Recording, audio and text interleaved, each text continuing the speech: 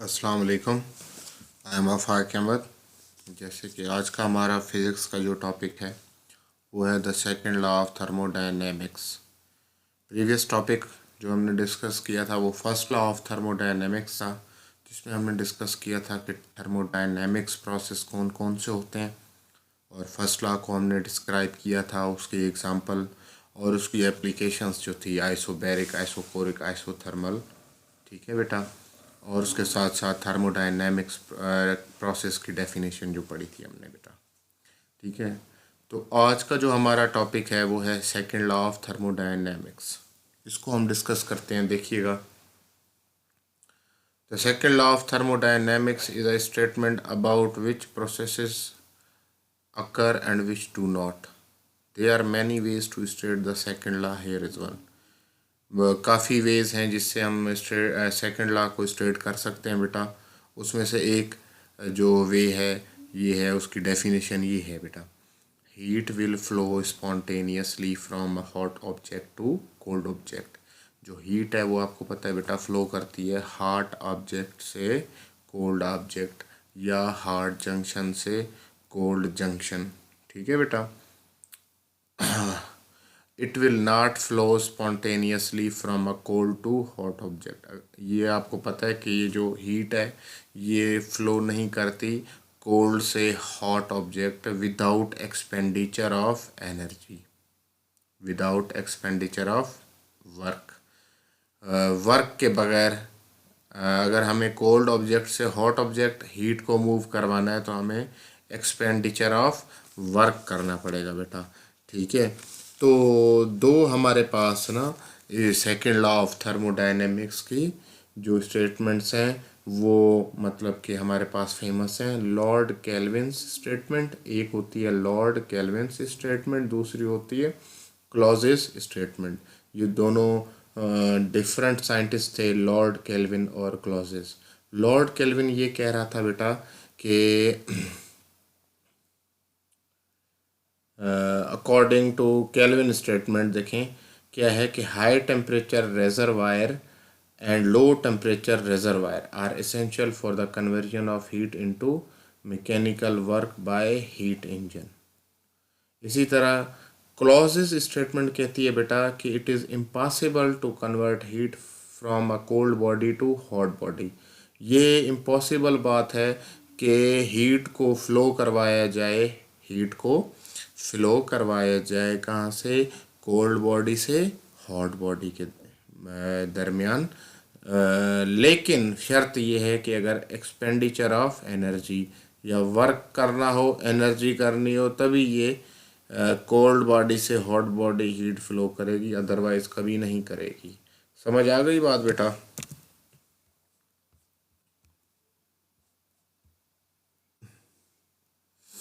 Entropy,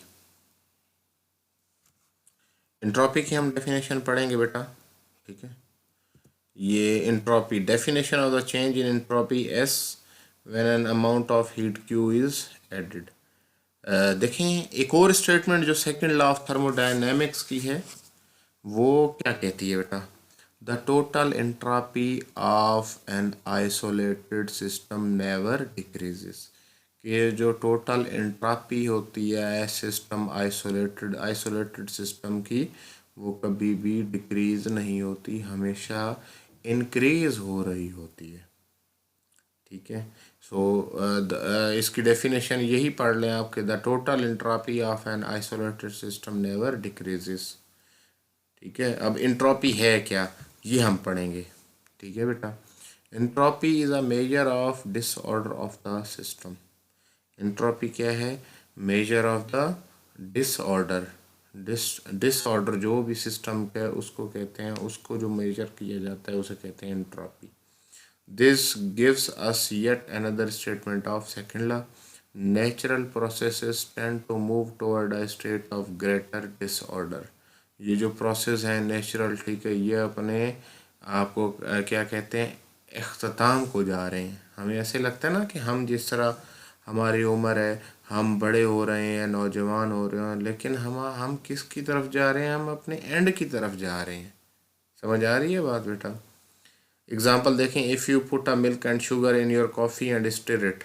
हम मतलब sugar और कॉफ़ी, ये जो मिल्क कॉफ़ी बनाते हैं उसको फिर स्टिर करते हैं, स्टिरिंग कहते हैं, मतलब जो उसको चम्मच से स्टिर कर किया जाता है, ठीक है। उसके साथ you wind up the coffee that is uniformly milky and sweet. लेकिन जो दोबारा उसको बैक सोल्यूशन नहीं कर सकते कॉफ़ी वाले सोल्यूशन को, ठीक है बेटा। सोल्यूशन को बैक मतलब ये इरिवर्सिबल रिएक्शंस होते हैं एंट्रोपी में। एंट्रोपी हमेशा इंक्रीज़ होती है, कभी डिक्रीज़ नहीं होती। दुनिया का जो धर्म भरम का सिस्टम है कि एंड की तरफ जो हर चीज़ जा रही होती है, ख़ात्मे की तरफ जो चीज़ जा रही होती है, उसे एंट्रोपी कहा जाता है।